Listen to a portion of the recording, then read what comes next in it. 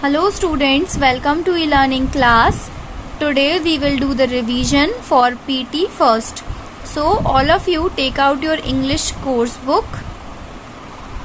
So in your PT first, unit number first will come, in which 2 chapters and a poem is given. First one is Stop, I Don't Like It. Second is Get Well Soon Grandpa. And third one is Just a Child, which is a poem. तो आपको PT first में unit number first आएगी, जिसमें कि आपके chapter number first है, second है और एक पोयम दी हुई है जिसका नेम है just a child. So take out chapter number first.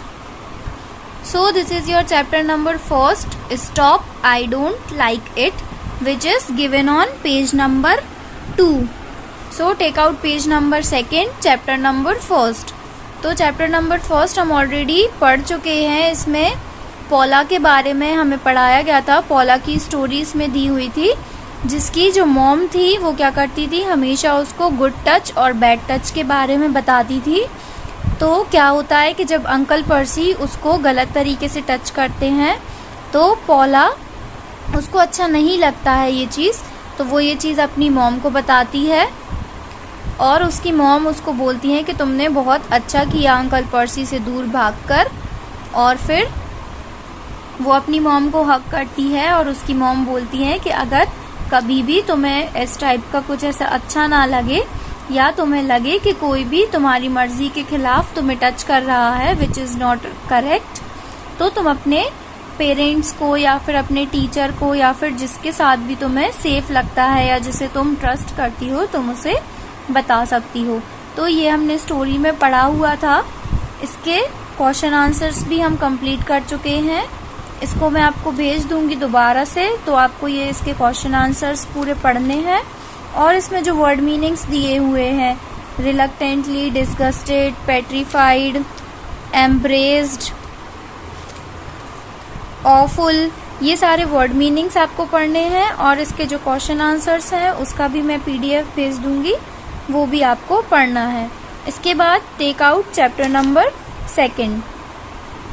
So chapter number second is get well soon grandpa, which is given on page number 16.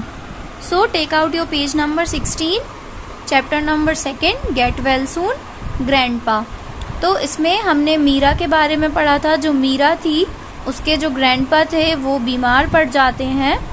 तो मीरा क्या करती है कि उनका देखभाल करती है अपने दादाजी का, उनको टाइम पर खाना देती है, मेडिसिन्स जो हैं वो मेडिसिन्स देती है और उनका इतने अच्छे तरीके से ख्याल रखती है कि उसके ग्रैंडपा जल्दी ही ठीक हो जाते हैं, जल्दी ही रिकवर हो जाते हैं. और वो उनके लिए एक कार्ड भी बनाती है गेट वेल सून ग्रैंडपा का, जिसको फिर वो पढ़ते हैं तो वो थोड़े इमोशनल हो जाते हैं. और उसके बाद वो दोनों आइसक्रीम खाने के लिए जाते हैं एंड सब कुछ ठीक हो जाता है. तो ये भी हम कंप्लीट कर चुके हैं चैप्टर.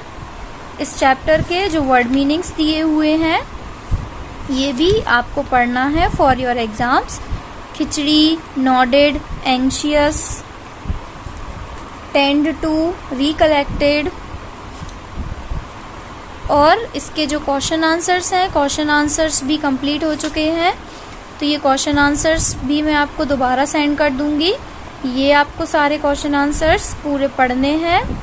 इसमें कुछ टिक द करेक्ट ऑप्शंस भी दिए गए हैं, तो ये टिक द करेक्ट ऑप्शन आपको करने हैं. जो क्वेश्चन आंसर्स हैं वो, जो वर्ड मीनिंग्स हैं वो, ये सारा कुछ आपको पढ़ना है. इसके बाद take out the poem.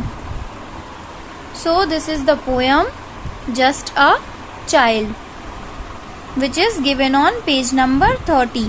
So take out your page number 30, just a child. इसमें हमने पोयम में क्या पढ़ा था, एक छोटे से लड़के के बारे में पढ़ा था, एक लिटिल बॉय के बारे में पढ़ा था जो कि पढ़ना नहीं जानता था. वो काम करता था, उसका जो मास्टर था जहाँ पे वो काम करता था वो उसको चिल्लाता था, वो यहाँ से वहाँ भागता था, ये काम करता था, वो काम करता था. उसके पास न्यूज़पेपर था लेकिन वो उसको पढ़ नहीं पाता था, बिकॉज उसको नहीं पता था कि किस टाइप से पढ़ते हैं और पढ़ाई की उम्र में उसको काम करना पड़ रहा था. तो इसमें हमने क्या पढ़ा था कि उसको पैसे देना कोई सॉल्यूशन नहीं है। अगर हम किसी एक जन भी किसी एक को पढ़ाने की जिम्मेदारी उठाए, या फिर each one will teach one, अगर कोई एक भी किसी एक को भी पढ़ाए तो उससे भी जो चेंज है वो आ सकता है। तो इससे हम क्या कर सकते हैं, जो इलिटरेसी है मीन्स जो पढ़ाई की प्रॉब्लम है उसको सॉल्व कर सकते हैं, और जो फ्लेम्स ऑफ नॉलेज है मीन्स जो ज्ञान की जो रोशनी है वो हम पूरे में फैला सकते हैं। तो ये हमने अपनी स्टोरी में, इस पोयम में हमने पढ़ा था। इसके भी जो वर्ड मीनिंग्स दिए हुए हैं, sunken, extremes, skip, revolution, flames, ये वर्ड मीनिंग्स आपको पढ़ने हैं इस पोयम के। और पोयम के जो क्वेश्चन आंसर्स हैं वो भी आपको पढ़ने हैं। इसमें भी कुछ टिक द करेक्ट टाइप के क्वेश्चंस दिए हैं, तो ये भी पढ़ने हैं। और जो क्वेश्चन आंसर्स हैं वो क्वेश्चन आंसर्स भी आपको पढ़ने हैं। ये सारा कुछ आपका हो चुका है ऑलरेडी। रिवीजन के लिए मैंने इसकी समरी आपको दोबारा से बता दी, और जो क्वेश्चन आंसर्स हैं वो भी मैं आपको सेंड कर दूंगी। तो आपको ये सब कुछ लर्न करना है और आप इनको लिख कर देखें। आप इनको पढ़ें खुद से, फिर उसके बाद आप लिखें, और उसको लिख कर क्या है आपकी जो स्पेलिंग मिस्टेक्स होती हैं या जो भी आपकी हैंड राइटिंग है वो भी इम्प्रूव होगी, और जो आप लिखते टाइम मिस्टेक करते हैं वो भी आपकी इम्प्रूव होगी।